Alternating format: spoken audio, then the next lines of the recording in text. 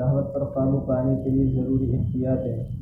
مثال کے طور پر نوجوانوں کو چاہیے کہ وہ فارغ نہ رہیں۔ کہتے ہیں نا، فارغ آدمی کا دماغ شیطان کی ورک شاپ بن جاتا ہے۔ میرے پاس ایک دفعہ ایک نوجوان آیا، مجھے کہنے لگا کہ حضرت میں آپ کو اپنی حالت کیا عرض کروں، میں نماز بھی پڑھ رہا تھا، زنا کرنے کا پروگرام بھی بنا رہا تھا۔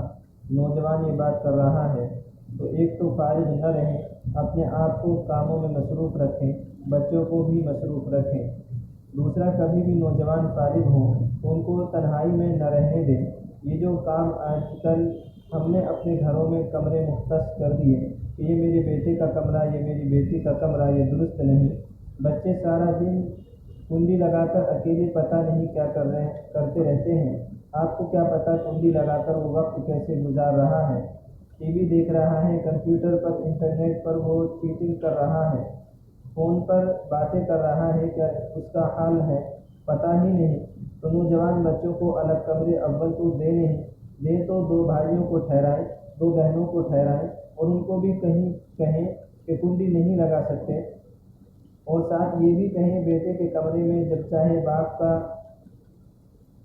دروازہ کھٹکھٹا کر جا سکتا ہے، اور بیٹی کے کمرے میں جب چاہے ماں ہلکا دروازہ کھٹکھٹا کے جا سکتی ہے۔ پھر یہ سیدھے رہیں گے؟ ہم تو ان کو خود ماحول مہیا کر دیتے ہیں۔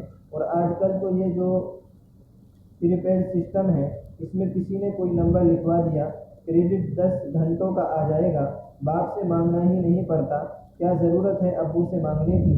جس نے بات کرنی ہے وہ کریڈٹ کا نمبر دے دیتا ہے، یہ ڈال دو اس میں کریڈٹ 10 گھنٹے۔ اور ٹیلی فون کمپنیوں نے بھی اس لیے اپنا سلوگن بنا لیا، کرو بات ساری رات۔ ان کو پتہ ہے کہ نوجوان کیا کرتے ہیں، صبح اٹھتے ہیں، آنکھوں میں نیند ہوتی ہے، ماں کو ترس آ رہا ہوتا ہے، میری بیٹی بیچاری ساری رات پڑھتی رہی، امتحان کی بڑی فکر لگی ہوئی ہے۔ دوسرا تنہائی میں اکیلے نہ رہنے دیں، بغیر نیند آئے ان کو بستر پر نہ جانے دیں۔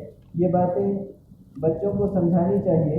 ہر وقت ڈنڈا لے کر کوئی نہیں بیٹھتا، عادت ایسی ڈالیں جب بچے کو نیند آ رہی ہو، وہ گر رہا ہو، نیند سے بستر پر جائے اور سو جائے، بس ایسے وقت جائے جب اس کو یہ یاد نہ ہو کہ میں نے تکیے پر سر پہلے رکھا تھا یا نیند پہلے آئی تھی۔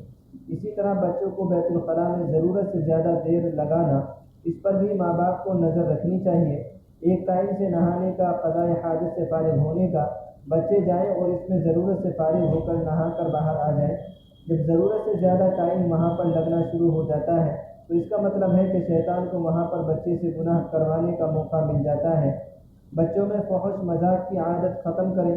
مستی مذاق کرنا ٹھیک ہے، مگر فحش مذاق کرنا یہ بھی انسان کے جذبات کو بھڑکا دیتا ہے۔